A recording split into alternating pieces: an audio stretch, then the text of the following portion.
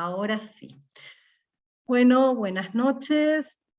Buenas noches, Daniel. Bueno, Buenas noches.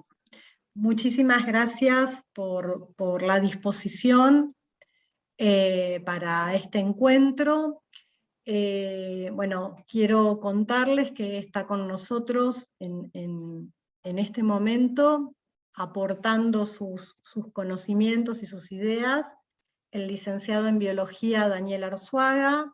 Ustedes verán que compartimos el apellido, somos hermanos, pero bueno, en este caso lo convocamos desde un lugar que tiene que ver con su formación profesional.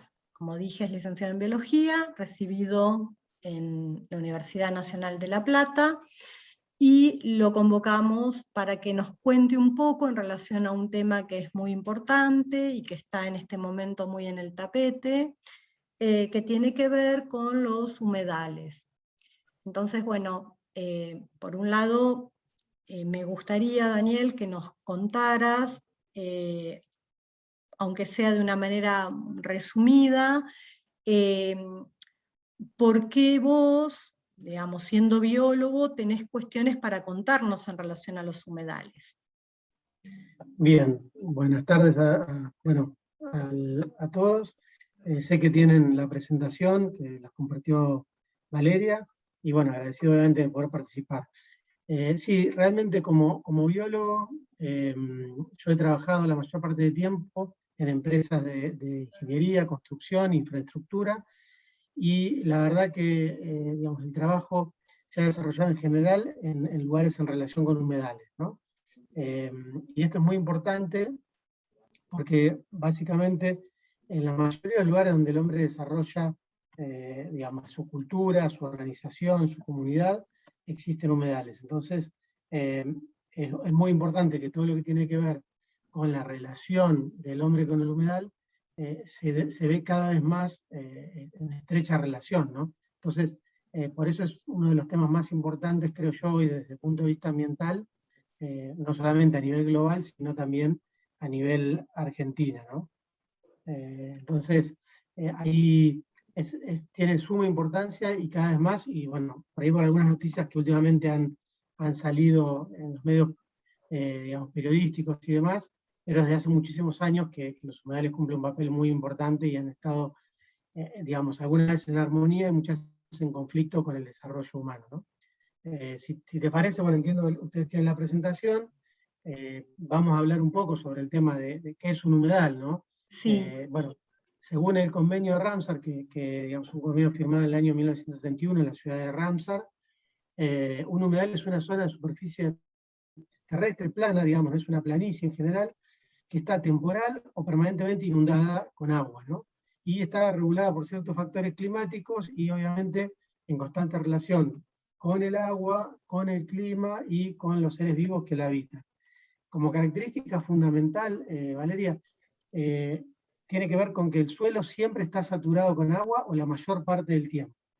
¿Qué queremos decir con esto? En general el suelo es un ecosistema que tiene, digamos, humedad, pero que tiene mucho aire dentro de él, lo que permite, digamos, la existencia de un montón de fauna y flora típica de cada suelo. En este caso, esa situación no se da, ya que el agua, la humedad en general, satura ese suelo y eso hace que el suelo no tenga oxígeno por la cantidad de humedad, entonces se da un ecosistema particular, que obviamente va a depender en qué región se desarrolla, pero que le da la característica al humedal. No es necesario que exista agua permanentemente, pero sí que el suelo esté permanentemente saturado de agua, ¿no? O sea, muy húmedo.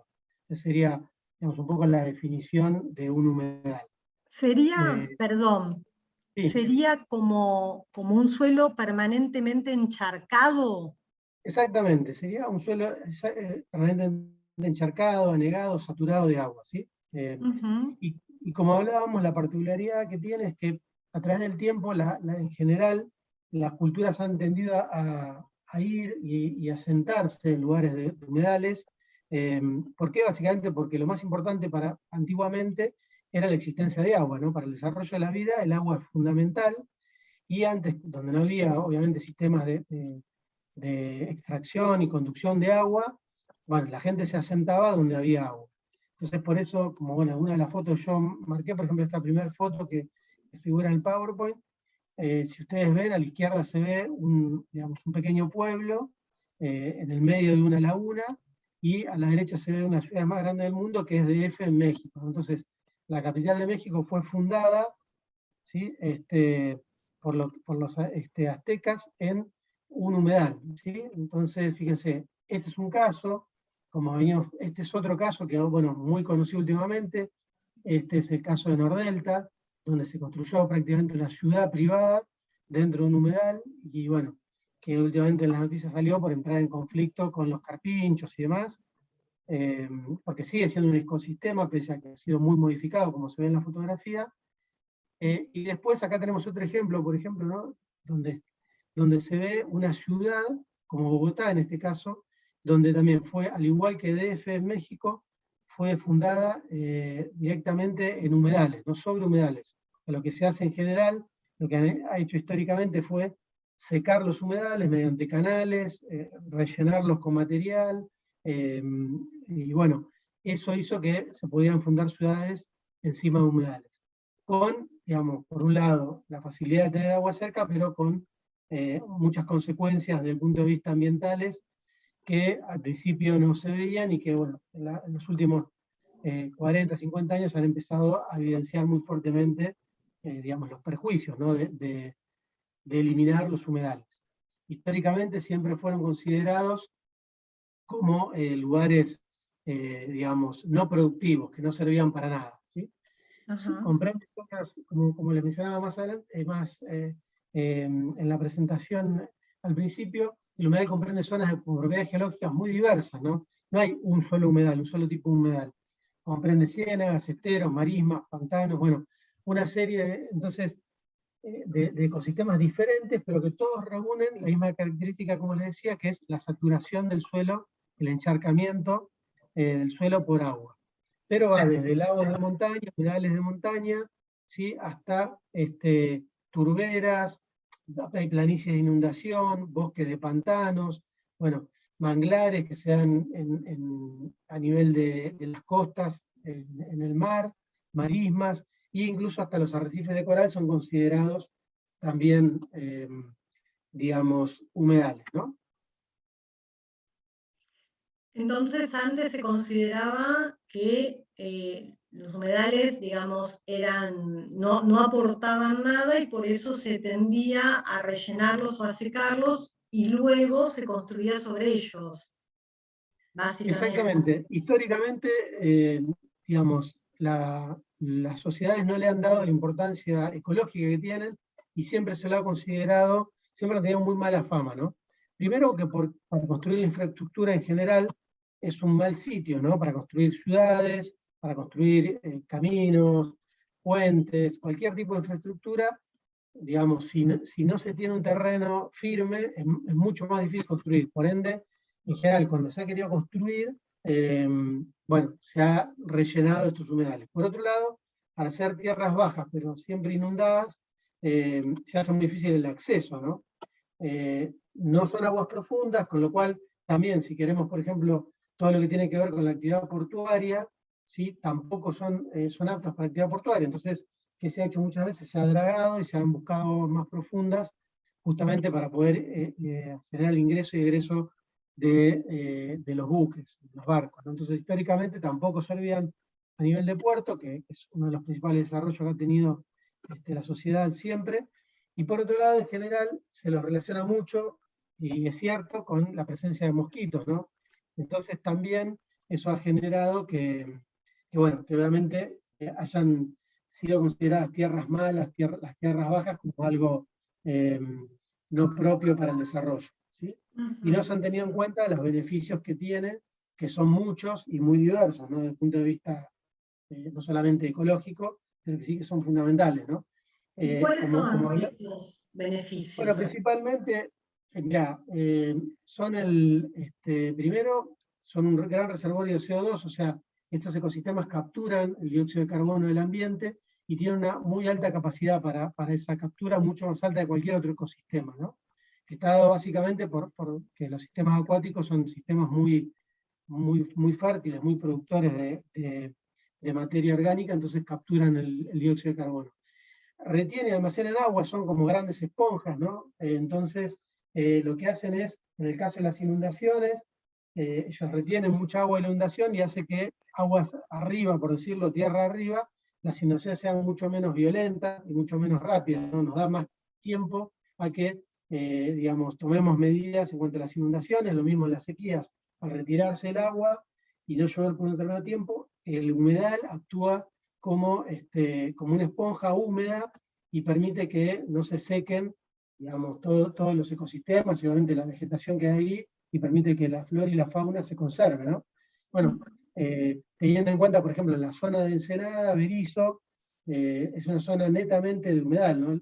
Ambos municipios están construidos sobre humedales, ¿no? Entonces, bueno, tiene importancia muy grande en estos municipios, ¿no? Son cruciales.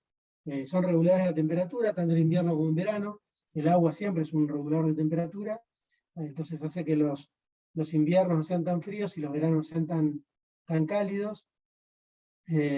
Así que bueno, eso es muy importante. Y después tiene obviamente otros beneficios, son ecosistemas que primero tienen una fauna endémica, una fauna particular de los ecosistemas, más allá de que puede haber fauna tanto acuática como terrestre que estén presentes en ambos.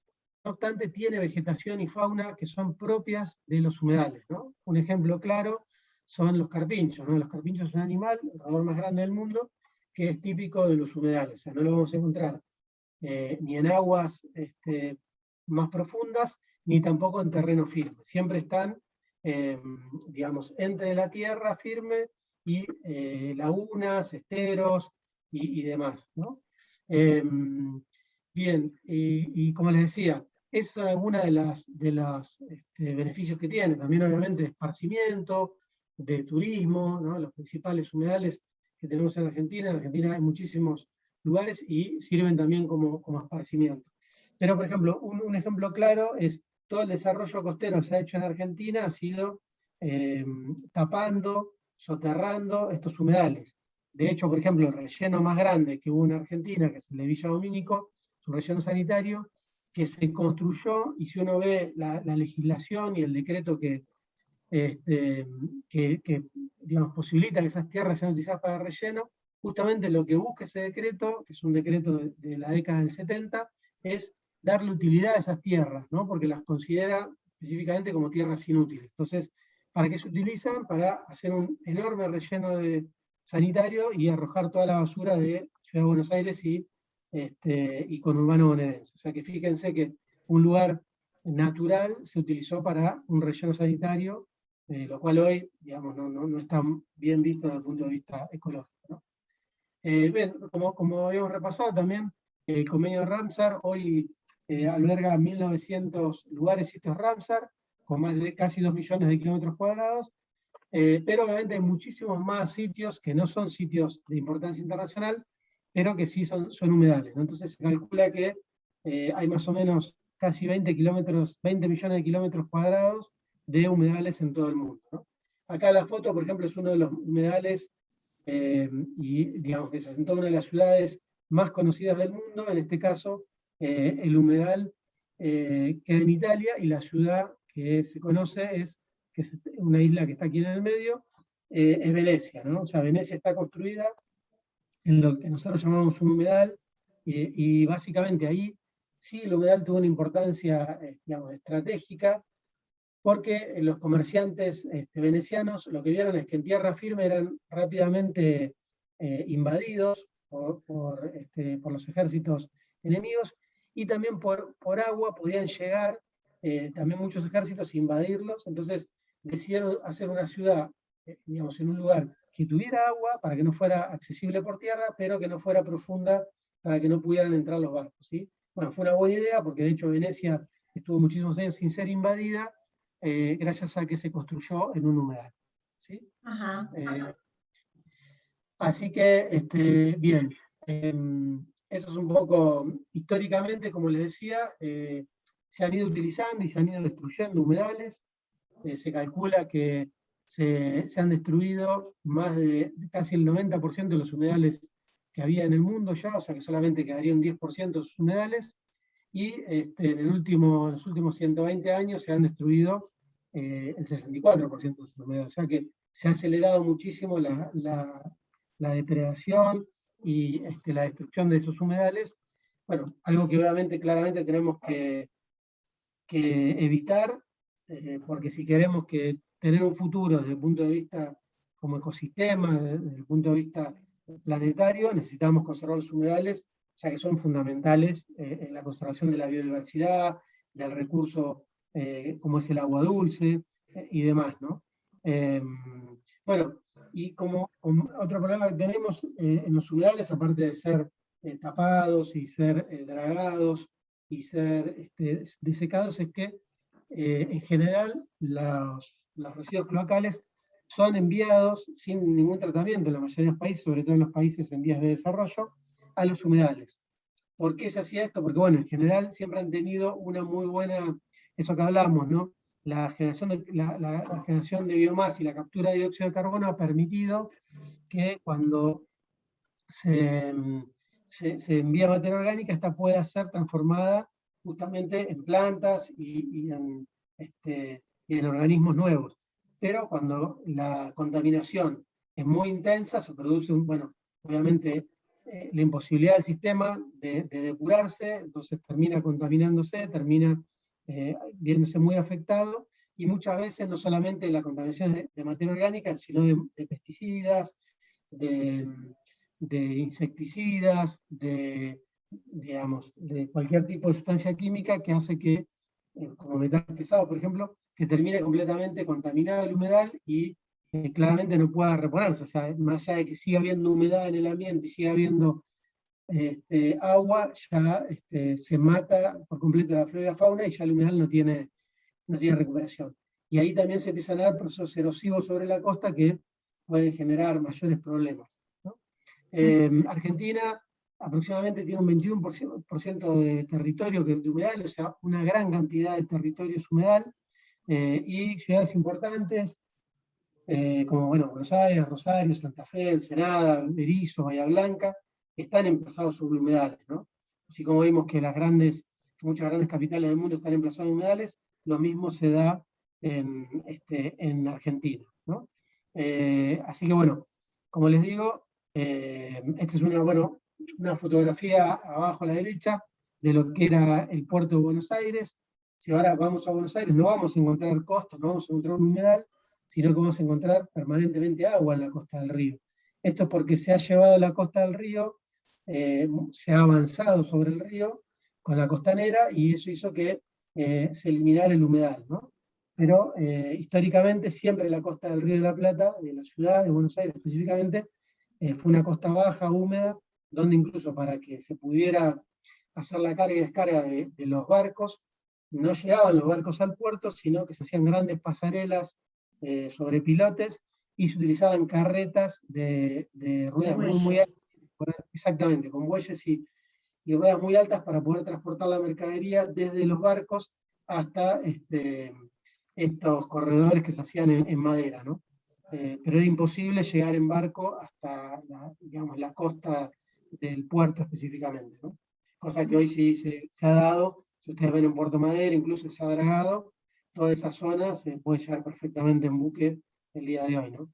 Y después tenemos lugares como Costanera Sur, que se ha ido rellenando, digamos, con la demolición que se utilizó para las autopistas que se hicieron dentro de la ciudad de Buenos Aires, y al rellenarse con escombros se ha vuelto a elevar el nivel del río, y de esa forma volvemos a tener un paisaje de humedal. Entonces en la parte sur de la ciudad de Buenos Aires todavía tenemos un humedal artificial, pero que ya se ha vuelto un paisaje natural, ¿no?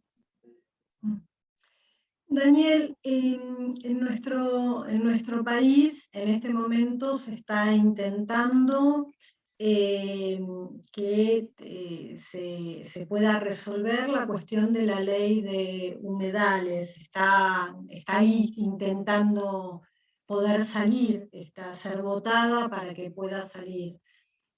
¿por qué considerás como biólogo que es importante que esta ley realmente se apruebe? La verdad que es importante porque nos va a dar un marco más firme sobre el que trabajar, ¿no? Con respecto a los humedales.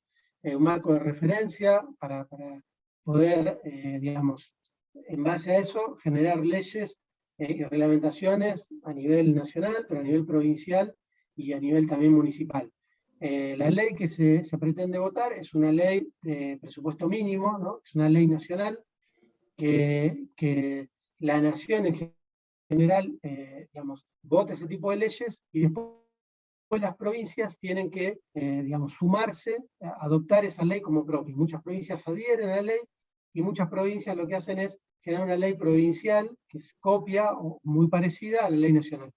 ¿Por qué esto? Porque, bueno, a nivel nacional, como ustedes saben, las provincias son originarias antes que la nación, entonces hay ciertas potestades que tiene la provincia, en este caso la legislación en la parte, digamos, que tiene que ver con el ambiente, que no le han sido cedidas a la nación. Entonces la nación no puede legislar sobre las provincias, pero sí estas adhieren, ¿no? ¿Por qué digo que va a dar un marco más certero? Se viene trabajando, el convenio de Ramsar ya dio un marco general, es un convenio internacional al que la Argentina adhirió, y en base a eso se empezó a trabajar en Argentina en la conservación de humedales. De hecho, hoy tenemos 21 sitios Ramsar, de importancia internacional en la Argentina, digamos, que totalizan 5.300.000 hectáreas.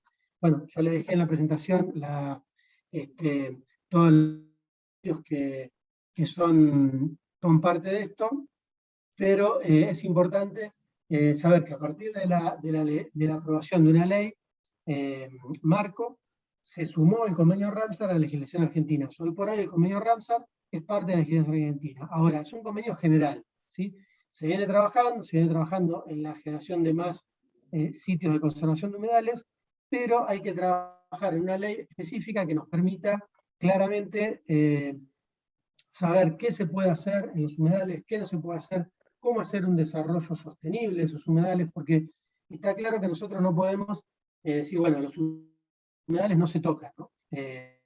Como les decía, sobre todo teniendo en cuenta que la mayoría de las ciudades importantes de Argentina se han edificado sobre humedales y la mayoría de nuestras costas, incluso costas de ríos, de lagos, lagunas, muchas tienen zonas de humedales. Entonces, sería utópico pensar que vamos a poder no tocar los humedales. Lo que tenemos que hacer sí es entender, digamos, la importancia de ellos, la importancia de la conservación de los humedales y obviamente buscar la forma de hacer un desarrollo armónico entre el desarrollo urbano, el desarrollo industrial, el desarrollo agrícola y la conservación de estos ecosistemas que son sumamente importantes, como les decía, ¿no?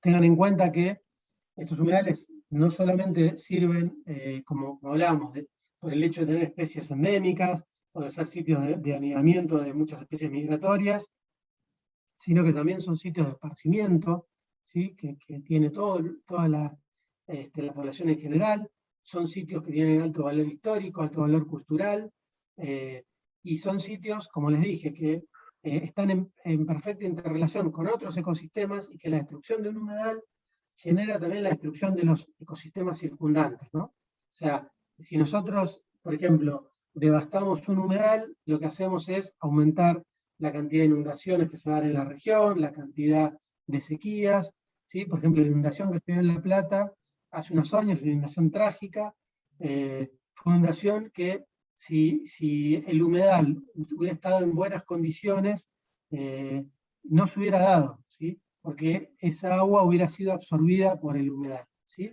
Pero obviamente nosotros hemos devastado el humedal que tenemos en esta región con el desarrollo industrial, por ejemplo, el polo petroquímico, la refinería y tantas otras industrias, y bueno, después la eliminación de lo que es el bosque, la selva marginal de Punta Lara, y bueno, el uso agrícola también en zona ribereña. Bueno, son todas acciones que hemos ejecutado, ¿no? La autopista La Plata-Buenos Aires, muchas veces sin un adecuado estudio y que hicieron que se modificara mucho toda esta zona de humedales de lo que es el Gran La Plata, bueno, Berizo y Ensenada, ¿no?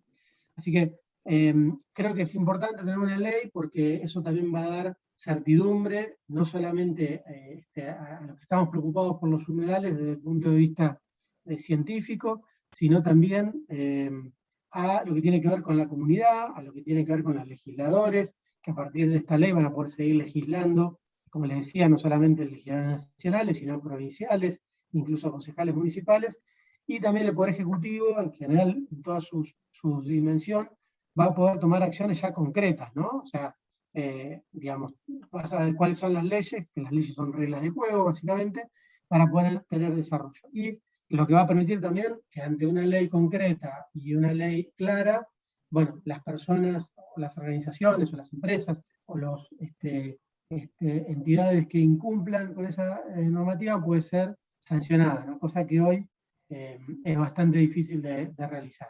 Así que creo que la importancia fundamental es, digamos, tener una ley clara, una ley, digamos, moderna, pero bueno, por sobre todas las cosas, que todos entendamos la importancia de los humedales. Si tenemos una ley, pero nadie entiende la importancia del humedal, nadie la va a aplicar. Entonces, creo que es importante que se cumplan las leyes que tenemos ahora, que se sancionen leyes nuevas, pero que sobre todo se entienda como sociedad que el humedal no es una tierra inútil, una tierra inservible, o una tierra que tiene que ser rellenada, ¿no?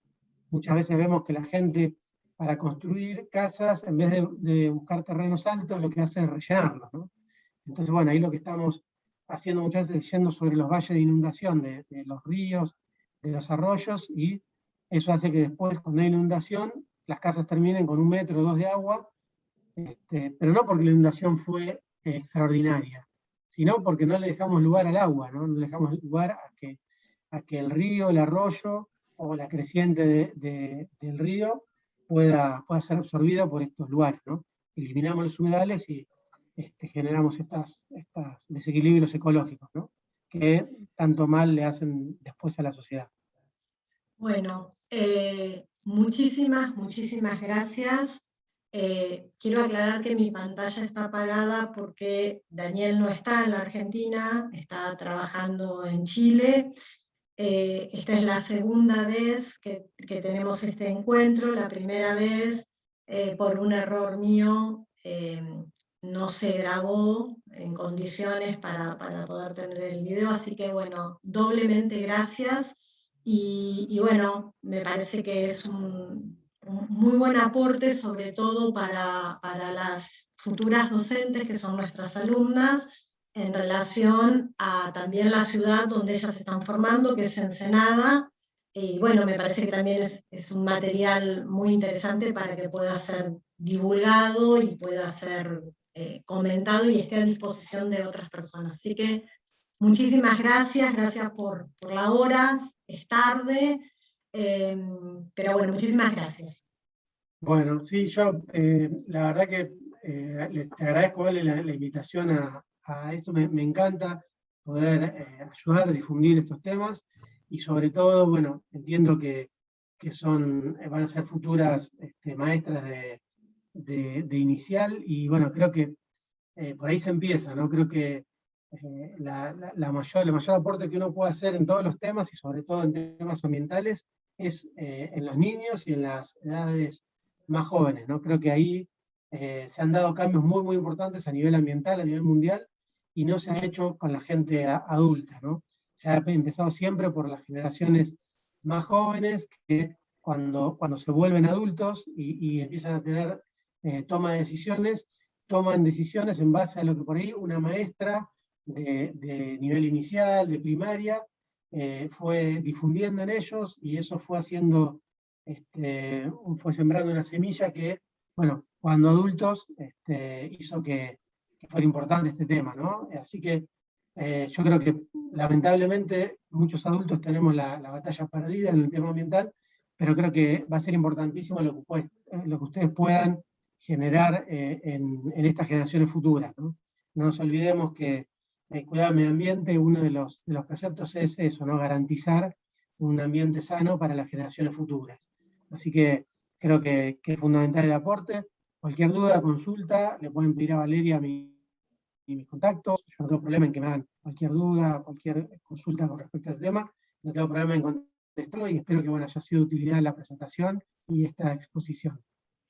Bueno, muchas gracias, buenas noches y bueno, Bueno, estamos en contacto. Saludos, Un saludos de beso Santiago. grande. Chau, chau. Gracias, hasta luego. Voy, a ver.